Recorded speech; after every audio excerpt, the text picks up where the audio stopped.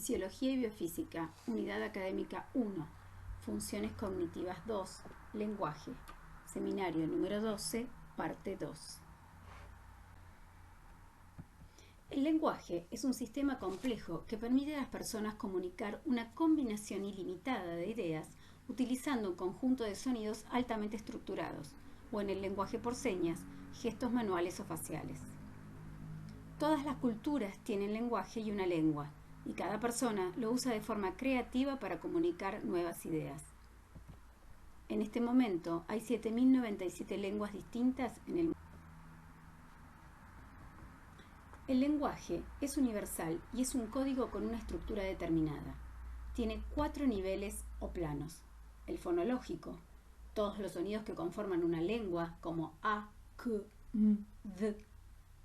El lexical, todas las palabras que conforman la lengua, como avión, cantar, desde, y semántico, el significado. El morfosintáctico o gramatical, las reglas que permiten combinaciones de palabras con sentido, como los sustantivos, conectores, géneros, conjugaciones verbales. Y el plano de mayor nivel de procesamiento, que abarca la pragmática y la prosodia, el uso social del lenguaje. Estos planos se desarrollan siguiendo los niveles de complejidad creciente, pero también de manera solapada. También tienen 4 modalidades que funcionan como módulos independientes, pero interconectados en el cerebro: la comprensión, la expresión, la lectura y la escritura. Ya desde el 6º mes de vida intrauterina, el plano temporal izquierdo se encuentra más desarrollado que el derecho en la mayoría de los fetos humanos. Esto sugiere que desde la gestación ya hay una localización específica para el lenguaje y que además este se encuentra lateralizado hacia el hemisferio izquierdo. El aprendizaje del lenguaje implica entonces componentes biológicos y hereditarios. Los cerebros humanos están diseñados para adquirir lenguaje espontáneamente. Lo llamativo es que si bien el lenguaje está genéticamente determinado, necesita imprescindiblemente de un otro para aprenderse, y solo se aprende la lengua a la que uno está expuesto. Todavía no nació un niño en Manchuria que de la nada hable guaraní, ni un niño en Asunción del Paraguay que de la nada hable mandarín. Esto supone que se necesitan también componentes ambientales y adquiridos. El aprendizaje de lenguaje es un aprendizaje implícito, no asociativo, por imitación. En el primer año de vida se desarrollan los prerequisitos para la adquisición del lenguaje. El bebé espontáneamente mira a los ojos de su interlocutor, esto es el contacto ocular, a los 2 meses. Tiene sonrisa social a los 3 meses. A los 7 meses establece atención conjunta. Se forma un triángulo entre su mirada, la del interlocutor y algún punto que uno de los dos muestra al otro. A los 8 meses imita acciones y a los 12 meses realiza señalamientos. Todo esto, que en realidad depende más del procesamiento del hemisferio derecho, es necesario para comenzar a adquirir cualquier lengua, ya que el niño tendrá que imitar los sonidos del habla en las que está inmerso. También para ese tiempo aparece el balbuceo, sonidos vocálicos repetitivos como a, que son los fonemas más fáciles de emitir, y luego combinaciones de sílabas simples, ba, da, ta, ta. Esto surge a partir de la imitación y de la repetición. Es notorio que cuando un adulto acerca su cara a un bebé lo suficiente, el sistema de procesamiento de rostros detecta cachorro de la especie y espontáneamente el adulto, generalmente su figura de referencia, comienza a hablar más pausado para favorecer el reconocimiento de los fonemas. Hola, bebé, articulando más exageradamente para favorecer la imitación por el aparato fonatorio y de modo más simple para favorecer la atribución de intención y significado. La fonología tiene un periodo crítico para desarrollarse que abarca en general hasta los 3 años. El primer año es crucial. Al final del primer año de vida son especialistas en el idioma al que están expuestos. Al nacer, todos los bebés pueden asimilar potencialmente todos los fonemas posibles, pero en los primeros años se van a volver expertos tanto en precisión como en velocidad para decodificar los fonemas de su lengua materna, que puede ser más de una en algunos casos, en detrimento de lenguas a las que no hayan estado expuestos. Este concepto es similar al visto en el seminario de visión y los periodos críticos de la corteza visual. Es por esto que cuesta más aprender otro idioma más adelante, ya que lo aprenderemos por otros mecanismos, mayor aprendizaje explícito, y habrá sutilezas en la forma de pronunciar, la fonología, que no llegaremos a captar, sobre todo cuanto más lejana fonológicamente sea nuestra lengua con respecto a la nueva, por ejemplo, español y vietnamita, a pesar de estudiar mucho y volvernos muy fluentes. Entre el año y los 18 meses también empieza la emisión de las primeras palabras, que al principio serán en general palabras bisilábicas conformadas por la repetición de una sílaba simple, consonante vocal, que son más fáciles de articular. Tete por chupete, mamá, papá. Estas primeras palabras empezarán además a delimitar los primeros campos semánticos que darán significado al mundo. Así, babau será por un tiempo todos los animales, tutú será por un tiempo todos los vehículos, papa será por un tiempo todas las comidas. Esto va dejando huella en la memoria de largo plazo, tanto en el plano semántico como lexical. Desde los 24 meses, el niño empieza a realizar frases simples de dos palabras, mamá upa más agua. Comienza así el desarrollo de la gramática y la morfología, género, número, conjugaciones.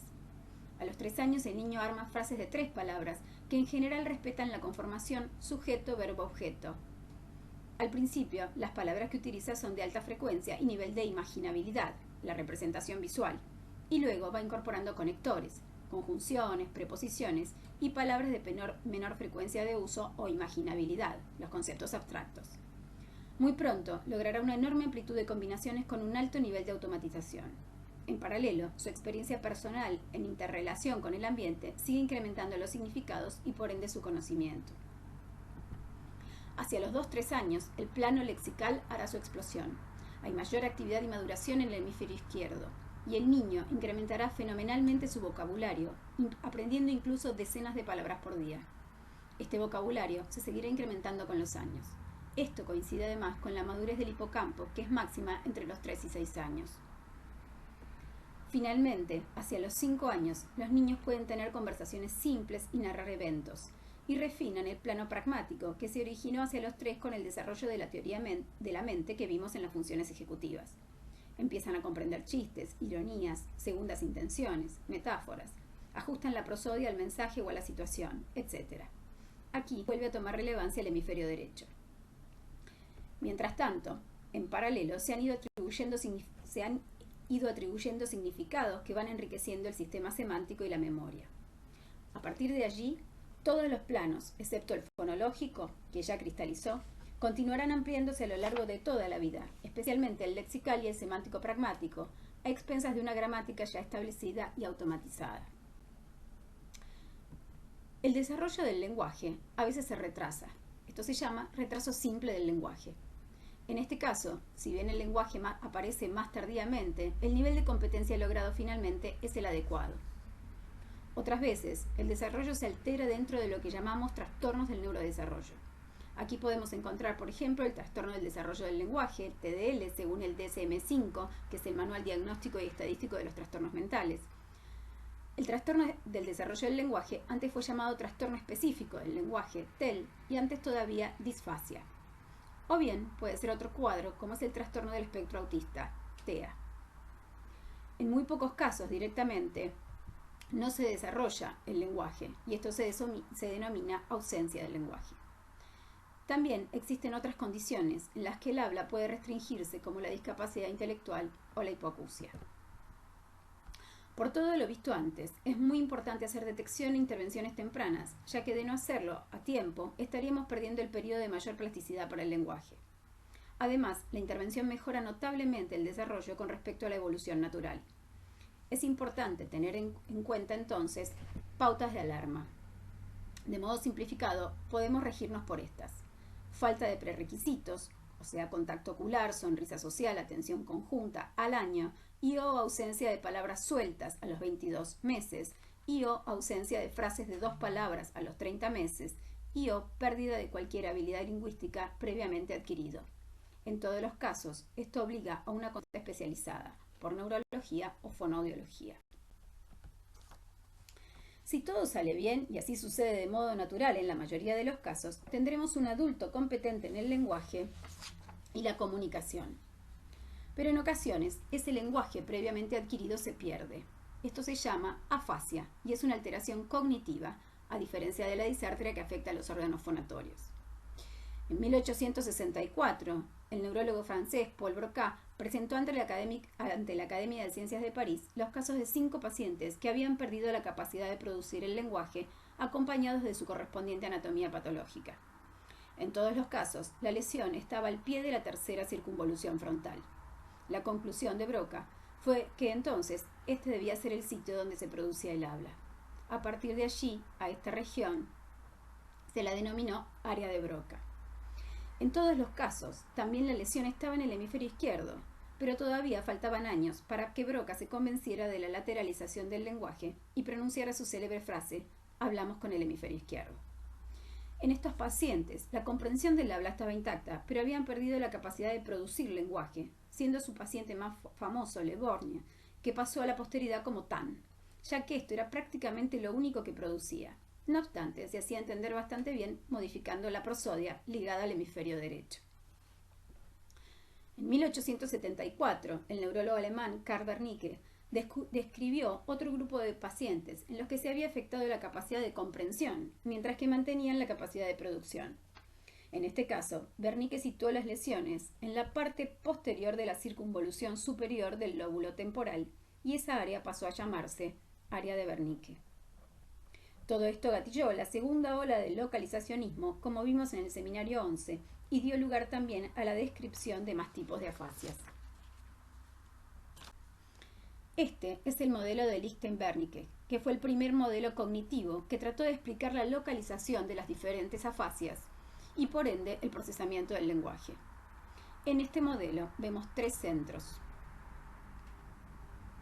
El centro de la comprensión, área de Broca, con la letra A.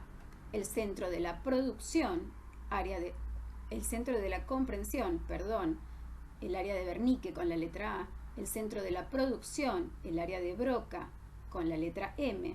Y un centro de los conceptos, letra C, el cual con muy buen tino no localizaron, ya que hoy sabemos que la memoria semántica se distribuye ampliamente por la corteza, como vimos en el seminario 11.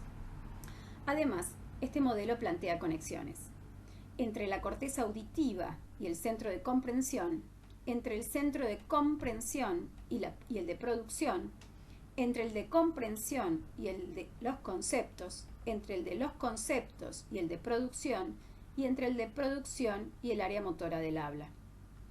Esto dio lugar a 2 afasias por lesiones en los centros de Broca y de Wernicke, y 5 afasias por desconexión entre los centros: 2 transcorticales, sensorial y motora, 2 subcorticales, sensorial y motora, y una de conducción por desconexión entre los centros de Broca y Wernicke, anatómicamente situada en el fasciculor 4. Quedaron entonces así definidas las áreas del lenguaje. Sin embargo, a partir de la década del 60, numerosos estudios empezaron a demostrar que las áreas del lenguaje eran mucho más extensas hasta llegar al modelo actual. Debe tenerse en cuenta que además aquí no están representadas las áreas correspondientes del hemisferio derecho, ni estructuras subcorticales como el núcleo pulvinar o el ventrolateral izquierdo del tálamo, que también cumplen funciones relacionadas con el lenguaje.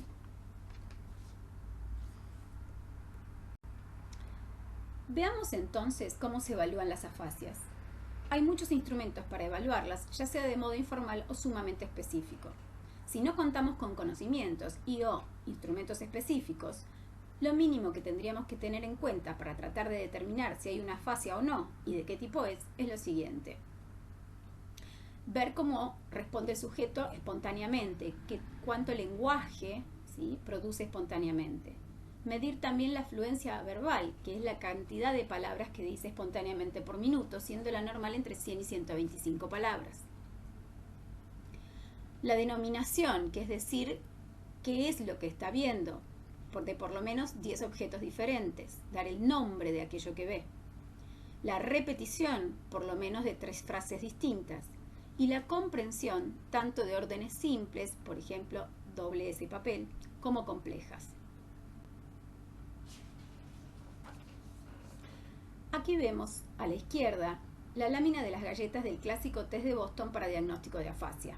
En este caso, se le pide al paciente que describa lo que ve en la lámina para evaluar la producción espontánea. El uso de esta figura y la forma en que pueden responder los pacientes se va a analizar en el trabajo práctico.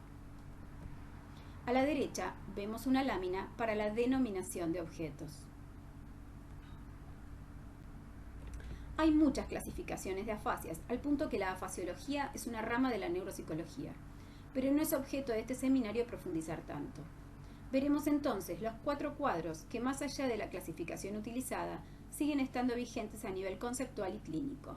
Las afasias de Broca, de Wernicke, de conducción y global.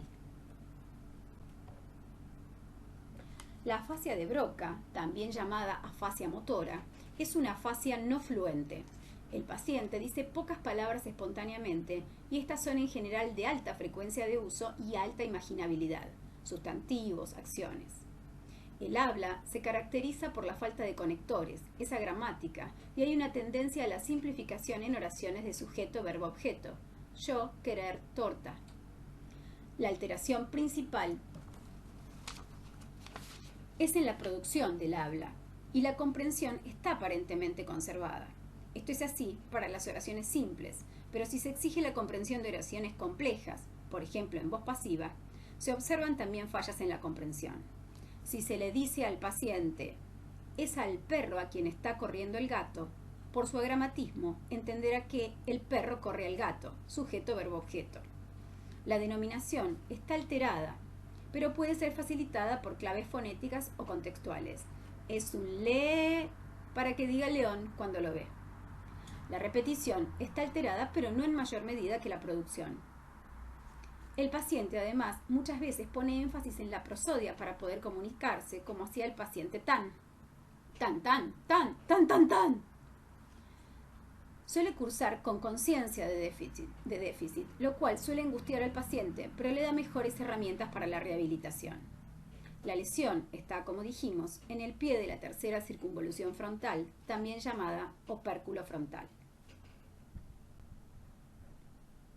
La afasia de Wernicke, también llamada afasia sensorial, es fluente, incluso hiperfluente. El paciente habla mucho y si bien la dificultad mayor es en la comprensión, esto genera que produzca de manera errónea. El paciente comete errores llamados parafasias, que pueden ser fonológicas, por ejemplo, decir eslareca por escalera, semánticas, decir león por tigre, o formales, en las que las palabras tienen forma parecida, por ejemplo, decir piano por grano. También pueden producir palabras que no existen. Estos son los neologismos.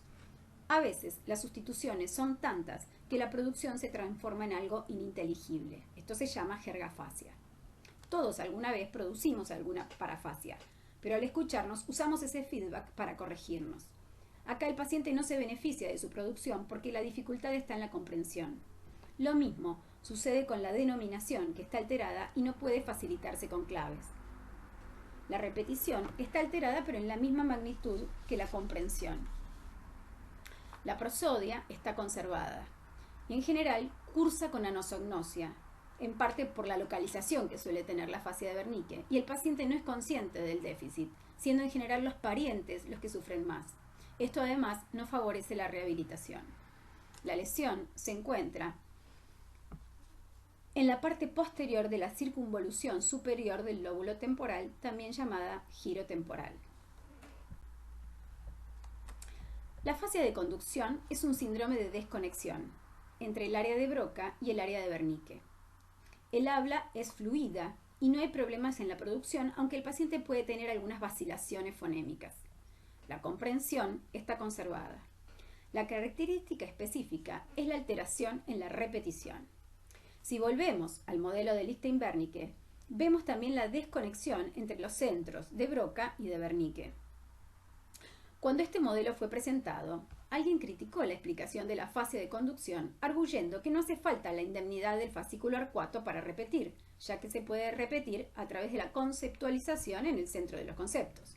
Por ejemplo, si el paciente tiene que repetir el flan tiene frutillas y frambuesas, podría comprenderlo a través del área de Wernicke, conceptualizarlo en el área de los conceptos, o sea, a pensar en su significado, y activarlo desde ahí directamente hacia el área de Broca, y no necesita pasar por el fascículo arcuato, independientemente de si tenga lesión o no. El crítico de esto fue Sigmund Freud, quien antes de dedicarse al psicoanálisis tuvo un destacado papel en el desarrollo de la neuropsicología. En realidad, la verdadera manera de reconocer a un afásico de conducción es haciéndole repetir pseudopalabras, o sea, palabras que no existen, como pieno, vanito, quifo, o palabras que no conozca. La afasia global, también conocida como síndrome de aislamiento, es la más grave de todas. Es muy poco fluente, con un habla casi ausente, falta de intención del habla, y tanto la comprensión como la denominación y la repetición se hallan disminuidas. Es como si fuera una afasia de Broca y Wernicke juntas. Suele aparecer luego de lesiones masivas perisilvianas izquierdas, por lo que suele cursar también con hemiplegia derecha. A veces, una afasia comienza siendo global y luego decanta con el correr del tiempo en una afasia de Wernicke o de Broca. ¿Qué podemos decir de la lectoescritura? Al principio, los primeros casos clínicos y anatomías patológicas con las que se contaba eran de gente iletrada. La gente que sabía leer y escribir era minoría por ese entonces.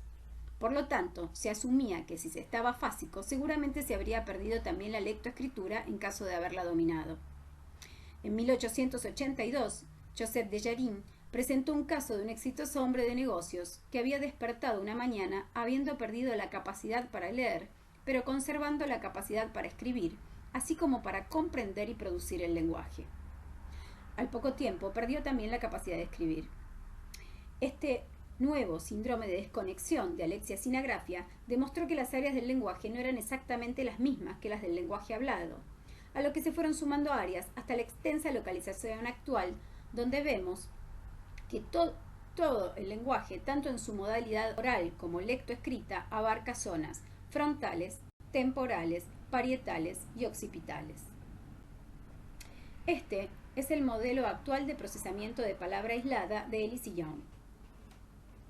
Partimos de la base de un sistema semántico central, la memoria semántica, y 4 sistemas de memoria de largo plazo especializados. El lexicón de entrada auditivo, que es la memoria para todas las palabras que alguna vez oímos. El lexicón de entrada visual, que es esa memoria para todas las palabras que alguna vez leímos. El lexicón de salida del habla, donde están todas las palabras que alguna vez produjimos. Y el lexicón de salida grafémico, donde están todas las palabras que alguna vez escribimos. Aquí es donde tenemos la memoria para la ortografía. Y también hay 4 sistemas de memoria de corto plazo subsidiarios. El sistema de análisis auditivos, que es el que decodifica esa cadena de fonemas, cortando, cuando uno está hablando, uno no habla palabra por palabra. Es el sistema de análisis auditivo el que une los fonemas hasta encontrar cuál es la palabra y su significado y va cortando hasta que todo eso después cobra sentido en una frase. El sistema de análisis visual, que tiene un trabajo más fácil, porque el sistema de análisis auditivo, cuando se perdió eso que se escuchó, ya no se puede recuperar, mientras que el sistema de análisis visual, al poder leer las palabras, por un lado ya están fragmentadas y por otro lado no se evanece esa información.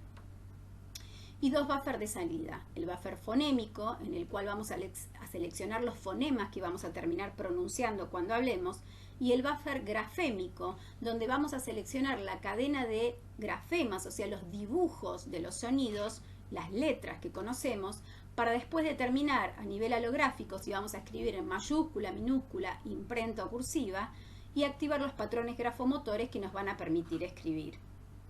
Así, por ejemplo, si escribimos la palabra gato al dictado, lo haremos a través de oír la palabra, analizar en el sistema de análisis auditivo. Aquí determinaremos que la reconocemos efectivamente como una palabra.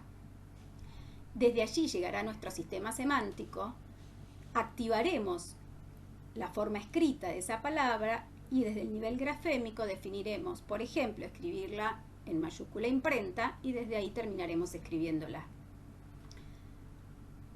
Pero también pasa que hay vías que no pasan por la palabra, las rutas no léxicas. tenemos rutas de conversión fonema-grafema, por ejemplo, cuando la palabra no existe y entonces no es reconocida como palabra. Por ejemplo, si tenemos que repetir una pseudo palabra como crase plántico. Nuestro sistema de análisis visual va a determinar la cadena de fonemas, pero nuestro léxico no la va a reconocer. Entonces, haremos directamente una conversión fonema-grafema, una conversión directamente audiofonatoria para poder decir los fonemas de crase plántico. Si la tuviéramos que escribir directamente, a cada fonema le vamos a asignar, ahora sí, por conversión fonema-grafema, un grafema y la terminaremos escribiendo. Si leemos la palabra moneda de modo silente, decodificamos todas las letras, va a ser reconocida como una palabra y llegar a nuestro sistema semántico para entender cuál es el concepto que estamos leyendo, en este caso una moneda. Puede ser, acá dependiendo del contexto, esto es palabra aislada, podría ser moneda como de sistema monetario, por ejemplo, franco, libra, euro, o podría ser la moneda como el metálico. Por otro lado, este sistema semántico también es el que nos permite denominar objetos cuando vemos, por ejemplo, la imagen de una flor y nuestro sistema de reconocimiento de objetos, que ya veremos en algún momento, llega a nuestro sistema semántico, conceptualizamos esto y desde ahí elegimos la forma hablada para esa palabra y desde el nivel fonémico determinamos los fonemas que van a permitir que digamos flor. Y eso es la denominación. Si estás hoy en esta clase es porque has podido desarrollar todo tu potencial lingüístico. Pero recordá que al día de hoy todavía mucha gente no puede acceder a desarrollar la lectoescritura. Así que aprovecha tu privilegio. En resumen, el lenguaje es un sistema complejo altamente estructurado que permite a las personas comunicar una combinación ilimitada de ideas. Todas las culturas tienen lenguaje y lengua. Su desarrollo depende de aspectos genéticos y culturales. Tiene niveles y modalidades que se desarrollan siguiendo determinados periodos de tiempo. La localización del lenguaje es muy extensa y abarca zonas frontales, temporales, parietales y occipitales del hemisferio izquierdo, pero también participa el hemisferio derecho y algunas estructuras subcorticales. La afasia es la pérdida del lenguaje previamente adquirido. Las afasias de Broca, Wernicke, de conducción y global son las más frecuentes y tienen características específicas que deben ser evaluadas para definir.